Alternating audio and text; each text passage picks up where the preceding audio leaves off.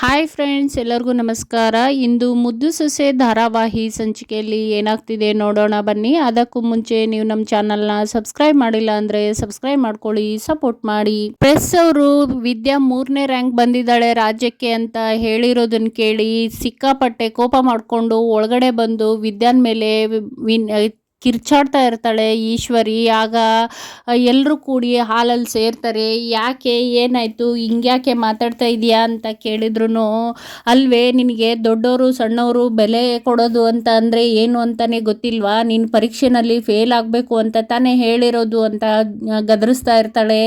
ಇಲ್ಲ ಚಿಕ್ಕತ್ತೆ, ನಾನು ಸುಮಾರಾಗೆ ಬರೆದಿದ್ದೆ ಅಂತ ಹೇಳಿದಾಗ ಮತ್ತೆ ಅದೇ ಮಾತೆ ಹೇಳ್ತಾ ಇದೀಯಾ, ಈ ಅಟ್ಟಿ ನಿಯಮ ಮುರಿಯೋದೇನು ನಿನಗೆ ಹೊಸ್ತಲ್ಲಲ್ವಾ, ನಿನಗೆ ಯಾವತ್ತಾದರೂ ನೀನು ಈ ಮನೆ ನಿಯಮನ ಪಾಲಿಸಿದೆಯಾ ಅಂತ ಕಿರ್ಚಾಡ್ಕೊಂಡು ಬೈತಾ ಇರ್ತಾಳೆ. ಆಗ ಶಿವರಾಮೇಗೌಡರು ಈಶ್ವರಿ ಸದ್ದು ಅಂತಾರೆ.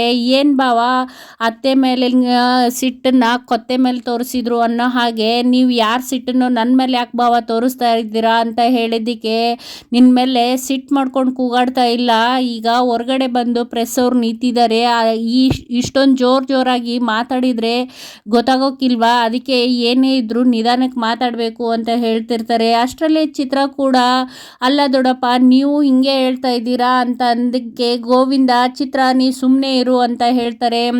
ಆಗ ಶಿವರಾಮೇಗೌಡರು ವಿದ್ಯಾ ಮುಂದೆಗಡೆ ಬಂದ್ಬಿಟ್ಟು, ಅಲ್ಲಮ್ಮ ವಿದ್ಯಾ, ನೀನು ಚಲುರಾಜನ ಮಗಳಾಗಿ ರಾಜ್ಯಕ್ಕೆ 3ನೇ ರ್ಯಾಂಕ್ ಬಂದಿದ್ರೆ ನಾನೇ ದುಡ್ಡು ಕೊಟ್ಟು ನೀನು ಯಾವ ಕಾಲೇಜು ಅಂತ ಹೇಳ್ತೀಯ, ಆ ಕಾಲೇಜಲ್ಲಿ ಓದಿಸಿ ದೊಡ್ಡ ಡಾಕ್ಟರ್ ಮಾಡ್ತಾ ಇದ್ದೆ. ಆದರೆ ಈ ಹಟ್ಟಿನಲ್ಲಿ ಭವಾನಿ ಓಡೋಗಿ ಮದುವೆ ಆದಾಗಿಂದ ನಾನೊಂದು ಕಾನೂನು ಮಾಡಿದ್ದೀನಿ, ಈ ಹಟ್ಟಿ ಹೆಂಗಸರು ಯಾರು ಓದಬಾರ್ದು ಅಂತ. ಅಂಥದ್ರಲ್ಲಿ ಈಗ ನೀನು ಈ ಹಟ್ಟಿಯವಳೆ ನನ್ನ ಸೊಸೆಯಾಗಿ ಓದೋಕ್ಕೆ ಹೋಗೋದು ಈ ಹಟ್ಟಿ ನಿಯಮ ಮುರಿದಂಗೆ ಆಗ್ತದೆ, ಅದಕ್ಕೋಸ್ಕರನೇ ನೀನು ಮುಂದಕ್ಕೆ ಓದೋದು ಬೇಡ ಅಂತ ಹೇಳ್ತಾರೆ. ಆ ನಿಯಮ ನೀನು ಕೂಡ ಪಾಲಿಸ್ಬೇಕು ಅಂತ ಹೇಳ್ತಾ ಇರ್ತಾರೆ. ಅಷ್ಟರಲ್ಲೇ ಭದ್ರೇಗೌಡ ಏನಾದರೂ ಅಪ್ಪನಿಗೆ ಹೇಳಿ ಕನ್ವಿನ್ಸ್ ಮಾಡಬೇಕು ಅಂತ ನೋಡ್ತಾರೆ. ಆಗ ಭದ್ರನ ಬಾಯಿನೂ ಮುಚ್ಚಿಬಿಡ್ತಾರೆ.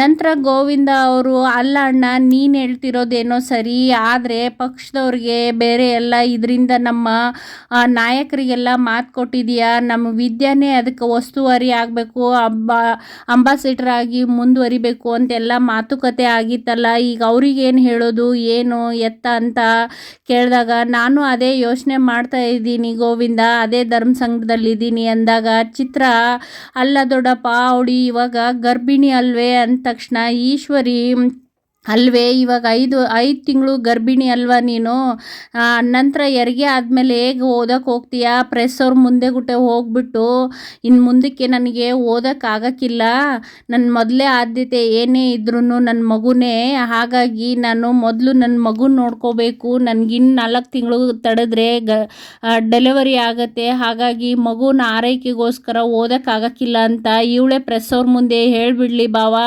ಆಗ ಎಲ್ಲ ಸಮಸ್ಯೆಗಳಿಗೂ ಪರಿಹಾರ ಆಗುತ್ತಲ್ವಾ ಅಂತ ಹೇಳಿದಾಗ ಶಿವರಾಮೇಗೌಡರು ಹೌದಲ್ವಾ ಅಂತ ಖುಷಿ ಪಡ್ತಾರೆ. ಚಿತ್ರ ನಮ್ಮ ಪ್ಲ್ಯಾನ್ ವರ್ಕೌಟ್ ಆಯಿತು, ಹೇಗಿದ್ರು ಇವಳನ್ನ ಓದಕ್ಕೆ ಕಳಿಸಲ್ಲ ಅಂತ ಇರ್ತಾರೆ. ಅಷ್ಟರಲ್ಲೇ ಅಮ್ಮಮ್ಮ ಕೂಡ, ಅಲ್ಲ ಶಿವರಾಮ ಅಂತ ಹೇಳಕ್ಕೆ ಹೋದಾಗ, ಇದ್ರ ಮೇಲೆ ಇನ್ನೂ ಯಾರು ಚರ್ಚೆ ಮಾಡಬೇಡಿ, ಮುಗಿಸಿ ಇಲ್ಲಿಗೆ ಈ ವಿಷಯನ ಅಂತ ಹೇಳಿ ಪ್ರೆಸ್ ಅವ್ರ ಮುಂದೆಗಡೆ ಹೋಗ್ತಾರೆ. ನಂತರ ಎಲ್ಲರೂ ಪ್ರೆಸ್ ಅವ್ರು ಮಾತಾಡಿಸ್ತಾ ಇದ್ದಾಗ ಎಲ್ಲರಿಗೂ ಅಭಿನಂದನೆಗಳು ಅಂತ ಹೇಳ್ತಾರೆ.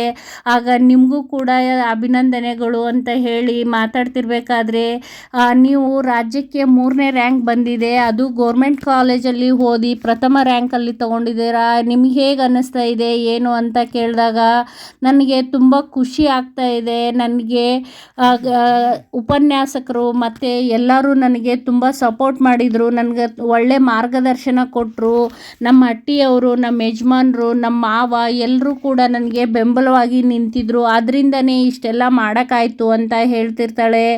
ನಂತರ ಭದ್ರೇಗೌಡ್ರನ್ನ, ನಿಮ್ಮ ಹೆಂಡತಿ ಇಷ್ಟೊಂದು ಸಾಧನೆ ಮಾಡಿದ್ದಾರೆ, ಇದ್ರ ಬಗ್ಗೆ ನೀವೇನು ಹೇಳ್ತೀರಾ ಅಂದಾಗ, ಕಷ್ಟಕ್ಕೆ ತಕ್ಕ ಪ್ರತಿಫಲ ಅಂತ ಹೇಳಕ್ಕೆ ಇಷ್ಟಪಡ್ತೀನಿ. ಯಾರು ಕಷ್ಟಪಟ್ಟು ಕೆಲಸ ಮಾಡ್ತಾರೋ ಅವ್ರಿಗೆ ಪ್ರತಿಫಲ ಸಿಕ್ಕೇ ಸಿಗುತ್ತೆ ಅನ್ನೋದಕ್ಕೆ ವಿದ್ಯೆನೇ ಉದಾಹರಣೆ ಅಂತ ಹೇಳ್ತಿರ್ತಾರೆ. ನಂತರ ಶಿವರಾಮೇಗೌಡ್ರನ್ನ ನಿಮ್ಮ ಸೊಸೆ ಬಗ್ಗೆ ನೀವೇನು ಹೇಳ್ತೀರಾ, ಈ ಸಾಧನೆ ಬಗ್ಗೆ ಮುಂದೆ ಎಲ್ಲಿ ಓದಿಸ್ಬೇಕು ಅಂತಿದ್ದೀರಾ ಏನು ಅಂತೆಲ್ಲ ಕೇಳ್ತಾ ಇದ್ದಾಗ ಸಾವಿತ್ರಿ ಅವರು ಎಲ್ಲ ನಿಂತ್ಕೊಂಡು ನೋಡ್ತಾ ಇರ್ತಾರೆ.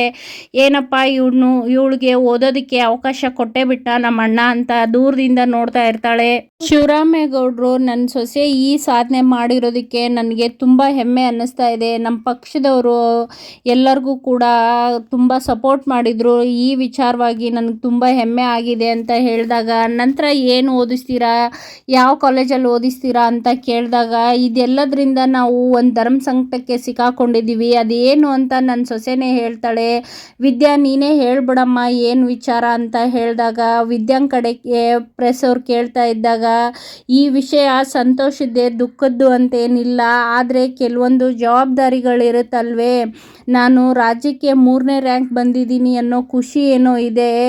ನಂತರ ಓದಿಸೋಕ್ಕಿಲ್ಲ, ಓದೋದಕ್ಕೆ ಬೆಂಬಲ ಇಲ್ಲ ಅಂತಲ್ಲ, ನನಗೆ ಯಾವ ಕಾಲೇಜಲ್ಲಿ ಬೇಕಾದರೂ ಓದಿಸ್ಬೋದು. ಆದರೆ ನಾನಿವಾಗ 5 ತಿಂಗಳು ಗರ್ಭಿಣಿ, ಇನ್ನೂ 4 ತಿಂಗಳಿಗೆ ನನಗೆ ಹೆರಿಗೆ ಆಗುತ್ತೆ. ನಂತರ ಮಗುವಿನ ಲಾಲನೆ ಪಾಲನೆ ಪೋಷಣೆ ಎಲ್ಲ ಜವಾಬ್ದಾರಿ ಇರುತ್ತಲ್ವೇ. ಹಾಗಾಗಿ ಆಸೆ ಕನಸುಗಳಿಗಿಂತ ಜವಾಬ್ದಾರಿ ದೊಡ್ಡದಲ್ವಾ, ಅದಕ್ಕೋಸ್ಕರ ನಾನು ಈ ಮಗು ಆಗ್ತಾ ಇರೋದ್ರಿಂದ ಮುಂದಕ್ಕೆ ಓದೋಕ್ಕಾಗ್ತಾ ಇಲ್ಲ ನನಗೆ ಅಂತ ಹೇಳಿ ತುಂಬ ಮನಸ್ಸು ಭಾರ ಮಾಡಿಕೊಂಡು ವಿದ್ಯಾ ಪ್ರೆಸ್ ಅವ್ರ ಮುಂದೆ ಹೇಳ್ತಾರೆ. ಆಗ ಗೌಡ್ರೆ ಏನು ಹಿಂಗೆ ಹೇಳ್ತಾ ಇದ್ದಾರೆ ನಿಮ್ಮ ಸೊಸೆ, ನೀವಾದರೂ ಏನಾದರೂ ಅಂತ ಮತ್ತೆ ಪ್ರಶ್ನೆ ಮಾಡ್ತಾ ಇರಬೇಕಾದ್ರೆ ಶಿವರಾಮೇಗೌಡರು, ಇಲ್ಲ ನಮ್ಮ ಹಟ್ಟಿಯವ್ರದ್ದೆಲ್ಲನೂ ಇದೇ ನಿರ್ಧಾರ, ನಾವೆಲ್ಲ ಯೋಚನೆ ಮಾಡಿ ಈ ನಿರ್ಧಾರ ತಗೊಂಡಿರೋದು, ಇದರ ಹಿಂದೆಗಡೆ ತುಂಬ ಆಸೆ ಕನಸುಗಳು ಇದೆ ಅಂತ ನಮಗೂ ಗೊತ್ತು, ಆದರೆ ಅನಿವಾರ್ಯ, ಮಗು ಮೊದಲೇ ಆದ್ಯತೆ ಅಲ್ವೇ, ನಮ್ಮ ವಂಶದ ಕುಡಿ ಹೊಟ್ಟೆಲಿಟ್ಕೊಂಡು ಇಷ್ಟೊಂದೆಲ್ಲ ಕಷ್ಟಪಡೋಕ್ಕಾಗಕ್ಕಿಲ್ಲ ಅಲ್ವೇ, ಅದಕ್ಕೋಸ್ಕರ ಅವಳು ಕೂಡ ಮಗುನೇ ಮೊದಲೇ ಆಯ್ಕೆ ಮಾಡ್ಕೊಂಡಿರೋದ್ರಿಂದ ಓದಿಸೋಕ್ಕಾಗ್ತಾ ಇಲ್ಲ. ಈ ವಿಚಾರ ಮುಂದುವರಿಸಬೇಡಿ. ಧನ್ಯವಾದ, ನೀವೆಲ್ಲ ಇಲ್ಲಿವರೆಗೂ ಬಂದು ನಮ್ಮ ಖುಷಿನಲ್ಲಿ ಭಾಗಿಯಾಗಿದ್ದೀರಾ, ನಮಗೆಲ್ಲ ಪ್ರೋತ್ಸಾಹ ನೀಡಿದ್ದೀರಾ, ನಿಮ್ಮೆಲ್ಲರಿಗೂ ಧನ್ಯವಾದ ಅಂತ ಪ್ರೆಸ್ ಅವ್ರಿಗೆ ಹೇಳ್ತಾರೆ. ಆಗ ಪ್ರೆಸ್ ಅವರು ಕೂಡ ಮುಂದೆ ಏನು ಮಾತಾಡದೆ ಅಲ್ಲಿಂದ ಹಾಗೆ ಹೊರಟೋಗ್ತಾರೆ. ನಂತರ ಎಲ್ಲರೂ ಹೊರಗಡೆ ಹೋದ್ಮೇಲೆ ಭದ್ರೇಗೌಡ ವಿದ್ಯಾಗೆ, ನಾನು ಈ ವಿಚಾರವಾಗಿ ನಿನಗೇನು ಹೇಳಬೇಕು, ಹೇಗೆ ಸಮಾಧಾನ ಮಾಡಬೇಕು ಅಂತಲೇ ಗೊತ್ತಾಯ್ತಾ ಇಲ್ಲ ವಿದ್ಯಾ ಅಂತ ಹೇಳಿಬಿಟ್ಟು ಅಲ್ಲಿಂದ ಹೋಗ್ತಾನೆ. ಆದರೆ ವಿದ್ಯಾ ತುಂಬ ನೋವಿಂದ ಅಲ್ಲೇ ನಿಂತ್ಕೊಂಡು ಕಣ್ಣೀರಾಗ್ತಾ ಇರಬೇಕಾದ್ರೆ ಸಾವಿತ್ರಿ ಮತ್ತು ವಿನಂತಿ ಬಂದುಬಿಟ್ಟು ಬೇಕು ಅಂತಾನೆ ಅವಳಿಗೆ ಟೀಸ್ ಮಾಡಿಬಿಟ್ಟು, ನನಗೆ ಇನ್ನೂ 4 ತಿಂಗಳಲ್ಲಿ ಹೆರಿಗೆ ಆಗುತ್ತೆ, ಹಾಗಾಗಿ ಮುಂದೆ ಓದೋಕ್ಕಾಗ್ತಾ ಇಲ್ಲ ಅಂತ ಹೇಳಿದ್ದು ಇವಳೇ ಅಲ್ವೇನವ್ವ ಅಂತ ಅವಳನ್ನು ಆಡ್ಕೊಳ್ತಾ ಇರ್ತಾರೆ. ಆಗ ತುಂಬ ನೋವಿಂದ ವಿದ್ಯಾ ಅಲ್ಲಿಂದ ಹೊರಡ್ತಾಳೆ. ಅವರು ಟಿ ವಿನಲ್ಲಿ ಎಲ್ಲರನ್ನ ಹೇಳಿಕೆ ಕೇಳಿಬಿಟ್ಟು ವಿದ್ಯಾಗೆ ಕಾಲ್ ಮಾಡಿಬಿಟ್ಟು, ಅಕ್ಕ ಏನೇ ಅಕ್ಕ ಇದು, ಇಲ್ಲದೆ ಇರೋ ಮಗುಗೋಸ್ಕರ ನೀನು ಈ ಥರ ಹೇಳಿಕೆ ಎಲ್ಲ ಯಾಕೆ ಕೊಡ್ತಾ ಇದೀಯಾ, ಅವ್ರಿಗೇನೋ ಗೊತ್ತಿಲ್ಲ, ಆದರೆ ಸತ್ಯ ನಿನಗೆ ಗೊತ್ತಿದೆ ಅಲ್ವೇ, ನೀನು ಎಷ್ಟೆಲ್ಲ ಆಸೆ ಕನಸು ಕಂಡಿದ್ದೆ ಡಾಕ್ಟ್ರ್ ಆಗಬೇಕು ಅಂತ, ಇಷ್ಟೇನಾ, ಭಾವ ನಿನ್ನ ಬೆನ್ನೆಲುಬಾಗಿ ನಿಂತ್ಕೊಂಡು ಎಷ್ಟೆಲ್ಲ ಕಷ್ಟಪಟ್ಟು ನೀನು ಓದಿಸ್ತಾ ಇದ್ರು ಅಂತ ಗೊತ್ತಿದ್ದು ನೀನು ಈ ಥರನ ಮಾಡ್ತಾ ಇದೀಯ ಅಂತ ಮಾತಾಡ್ತಿರ್ಬೇಕಾದ್ರೇ ಚಲುರಾಜ ಬಂದು ಅವಳ ಹತ್ರ ಫೋನ್ ಕಿತ್ಕೊಂಡು ಸರಿಗೆ ಬೈತಾ ಇರ್ತಾನೆ. ನಿಂದು ಜಾಸ್ತಿ ಆಯಿತು ಸರು, ಮರೆ ಹಾಕ್ತೀನಿ ನೋಡು, ನಿನಗೆ ಬರೀ ಎತ್ತು ಕಟ್ಟೋದೇ ಆಗೋಯ್ತಾ ನಿನ್ನ ಕೆಲಸ, ಯಾವುದು ಒಳ್ಳೆಯದು ಕೆಟ್ಟದ್ದು ಅಂತ ಗೊತ್ತಾ ನಿನಗೆ, ಇನ್ನೂ ಚಿಕ್ಕವಳಿದೆಯಾ, ಚಿಕ್ಕವಳಾಗಿರೋದನ್ನು ಕಲಿ ಅಂತ ಬೈತಾ ಇರ್ತಾರೆ. ನಂತರ ಅಮ್ಮಮ್ಮ ಕೂಡ ನಿನಗೆ ಏನೇ ಬಂದಿರೋದು, ಮೊದಲೇ ಅವಳು ದುಃಖದಲ್ಲಿ ಇರ್ತಾಳೆ, ಅವಳಿಗೆ ಜೀವನ ದೊಡ್ಡದು, ಓದಿನಕ್ಕಿಂತ ಅವಳ ಮುಂದಿನ ಜೀವನ ಒಳ್ಳೇದಾಗಲಿ ಅಂತ ನಾವೆಲ್ಲ ಹಾರೈಸ್ತಾ ಇದ್ದರೆ ನೀನು ಈ ಥರ ತಲೆ ತುಂಬ್ತಾ ಇದೀಯಾ ಅವಳಿಗೆ ಅಂತ ಹೇಳ್ತಾ ಇರ್ತಾರೆ. ನಂತರ ಚಲುರಾಜ, ನೀನು ಓದು ಆಸೆ ಕನಸಿಗಿಂತ ನಿನ್ನ ಮುಂದಿನ ಬದುಕು ದೊಡ್ಡದು ಅಂತ ಯೋಚನೆ ಮಾಡೋದು ಒಳ್ಳೆಯದು ಮಗಳೇ, ನಾನು ಅಪ್ಪನಾಗಿ ಇಷ್ಟು ಮಾತ್ರ ಹೇಳಬಲ್ಲೆ ಅಂತ ಹೇಳಿ ಫೋನ್ ಇಡ್ತಾರೆ. ನಂತರ ವಿದ್ಯಾ ರೂಮಲ್ಲಿ ಕೂತ್ಕೊಂಡು ತುಂಬ ಗೋಳಾಡ್ಕೊಂಡು ಅಳ್ತಾ ಇರ್ತಾಳೆ. ನಂತರ ಚಂಪಾ ಗಾರ್ಡನ್ನಲ್ಲಿ ಕೂತ್ಕೊಂಡು ವಿದ್ಯಾಗೆ ಸಮಾಧಾನ ಮಾಡ್ತಿರ್ಬೇಕಾದ್ರೆ, ವಿದ್ಯಕ್ಕ ಇಷ್ಟೊಂದೆಲ್ಲ ಬೇಜಾರು ಮಾಡ್ಕೋಬೇಡ, ನಿನಗಿನ್ನೂ ವಯಸ್ಸಿದೆ ಅಲ್ವೇ, ಮುಂದಕ್ಕೂ ಓದ್ಬೋದು. ಯಾಕೆ ಇಷ್ಟೊಂದು ಬೇಜಾರು ಮಾಡ್ಕೋತಾ ಇದೀಯಾ? ನೀನು ಎಲ್ಲ ತಿಳಿದವಳಿದೀಯಾ, ಎಲ್ಲ ಜಾಣೆ ಇದೆಯಾ, ನಿನಗೆ ಬುದ್ಧಿ ಹೇಳೋಷ್ಟು ದೊಡ್ಡವಳಂತೂ ನಾನಲ್ಲ.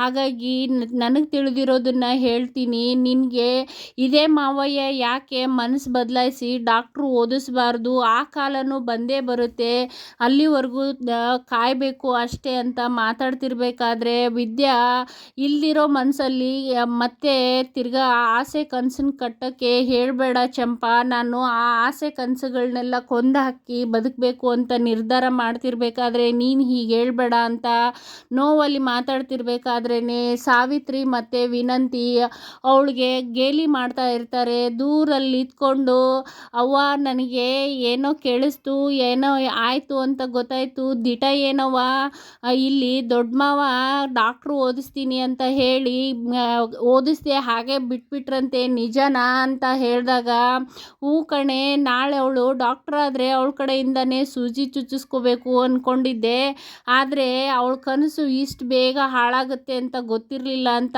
ಆಡ್ಕೋತಾ ಇರ್ತಾರೆ. ಅಲ್ಲಿಗೆ ಈ ಸಂಚಿಕೆ ಮುಗಿಯುತ್ತೆ. ಈ ಸಂಚಿಕೆ ಇಷ್ಟ ಆದರೆ ಲೈಕ್ ಮಾಡಿ, ಶೇರ್ ಮಾಡಿ, ಸಬ್ಸ್ಕ್ರೈಬ್ ಮಾಡೋದು ಮರಿಬೇಡಿ. ಧನ್ಯವಾದಗಳು.